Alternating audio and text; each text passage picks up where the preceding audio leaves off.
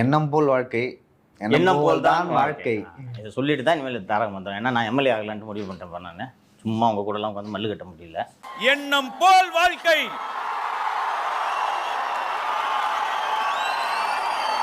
எண்ணம் போல் தான் வாழ்க்கை. அந்த குரல் உங்ககிட்ட சொல்லும். ஆணவத்தையும் அக்கிரமத்தையும் அழிக்கிறதுக்கு பூமியில ஒருத்தன் பிறந்திருப்பான்டா. அவன் நிச்சயமா ஒரு நாளைக்கு வருவான்டா. வந்துட்டான்டா. நீயா தோத்துட்டேன்னு ஒத்துக்கிற வரைக்கும் உன்னை யாராலையும் தோக்கடிக்க முடியாது. நீங்க பாருங்க, இப்போ ரெண்டு பேருக்கு போட்டி தான். ஒன்னு டிவிகே, இன்னொரு டிவிகே. எங்க கூட போட்டி போடு. ஆமா, தட்டி விடாதீங்க, தட்டி கொடுங்க. நான் ஏன்டா உன்னை தட்டி கொடுக்கணும்? நான் எதுக்கு உன்னை தட்டி கொடுக்கணும் சொல்லு? நான் எதுக்கு உன்னை தட்டி கொடுக்கணும்? எங்க வீட்டில் இருக்கிற பிள்ளை இருந்தால் தட்டி கொடுப்பான். நீ அவார்டு வாங்கணும்னு நாங்கள் தட்டி கொடுக்கணுமா உன்னை? யாரா இவனுங்க? எங்கிந்திரா வந்துக்கிறானுங்க? ராயன் படத்துக்கு தேசிய விருது கிடைச்சது. அந்த வருஷம் அந்த படத்தை விட தகுதியான பல படங்கள் நிச்சயமா இருக்கு. மேடை கிடைச்சிச்சு, மைக் கிடைச்சிச்சு, இஷ்டத்துக்கு பேசுறது.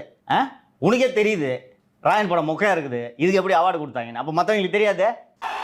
புதுப்பேட்டைக்கு கண்டிப்பா தேசிய விருது கிடைக்கும் அப்படின்னு எல்லாரும் சொன்னாங்க, நீங்களும் சொன்னீங்க. ஆனா எனக்கு கிடைக்கல. அது வருத்தம்பா, எனக்கு ரொம்ப வருத்தம். இத்தனை நாள் என் கூட பழகிட்டு இப்படி பண்றீங்க, அசிங்கமா இருக்குடா. ஸ்ரீ, மயக்கம் என்ன, மரியான், ராஞ்சனா, வடசென்னை, கர்ணன், இத்தனை படங்களுக்கும் தேசிய விருது கிடைக்கும் நிறைய பேர் பேசினாங்க, டிஸ்கஸ் பண்ணாங்க. ஆனா கிடைக்கல, அமையல.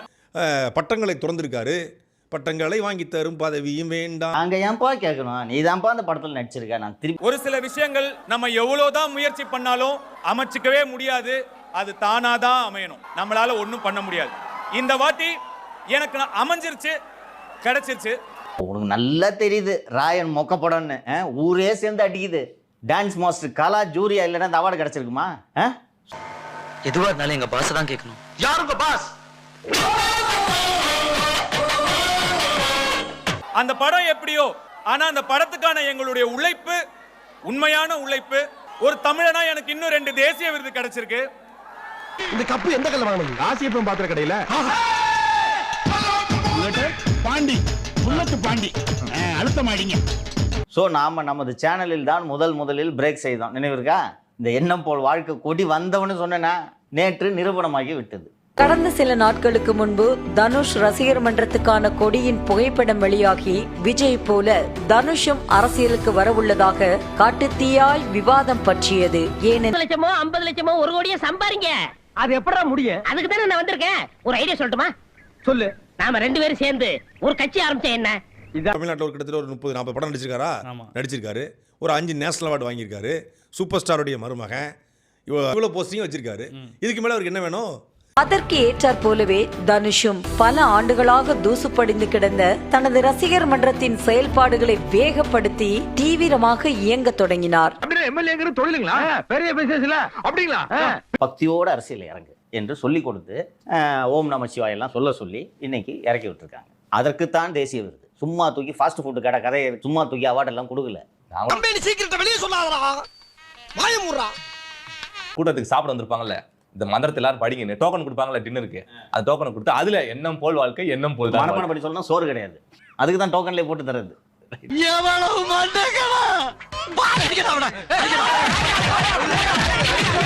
இளம் மாணவர்களுக்கு விருது கொடுக்கும் விழாவும் அதுல சேர்த்து நடந்துச்சு. வர்ற பிள்ளைங்க பூரா காலில் விழுதுங்க. இவர் ரசிக்கிறார். ஆன்மீக அரசியல் என்ன இப்போ இமயமலையில் துறவரம் போட்ட ஞானியா நீங்க? முத்து படத்தில் வரும் ரஜினியை போல வந்திருந்தவர்களுக்கு உதவிகளை அள்ளி அள்ளி கொடுக்க பதிலுக்கு மக்களும் வரிசையாக காலில் விழுந்தது அதிர்ச்சியை ஏற்படுத்தியது. முதல் பேர் என்ன தெரியுமா? இதோடு நிக்க கூடாது. சூர்யா, சிவகார்த்திகேயன், பிரதீப் ரங்கநாதன் கட்டாயம். அது சிம்பு அவர்கள். எப்ப சிம்பு முக்கியமான ஸ்டார்ப்பா. அடுத்த வாரம் என் தம்பி வர்றான். தம்பியா? சித்தப்பா பையன். அதுக்கு அடுத்த வாரம் எங்க மாமா வர்றார். வேற யாருப்பா பெரிய ஹீரோ? ராகவா. அவர் வந்துட்டாரே, பார்க்கும்போதே எம்எல்ஏ சார்னு கூப்பிடுறாங்களா ரோட்ல எல்லாம்.